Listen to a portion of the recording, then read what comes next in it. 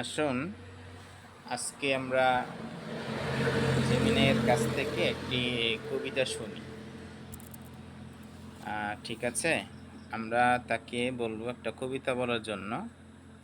তো দেখি সে কি বলে।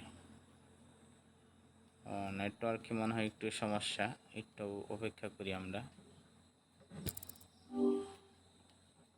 আচ্ছা, আপনি কি শুনতে পাচ্ছেন?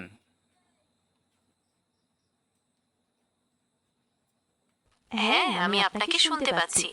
বলুন, আমি আপনাকে কিভাবে সাহায্য করতে পারি? আমাদের ছোট নদী চলে বাঁকে বাঁকে, এই কবিতাটা একটু শোনান। আমাদের ছোট নদী চলে বাঁকে বাঁকে, বৈশাখ মাসে তার পানি থাকে আঁকে আঁকে। দেখতে দেখতে কালো বালি দুই ধারে যায়, দুই কূলে তার কাশফুল ফুলে ফুলে সাদা।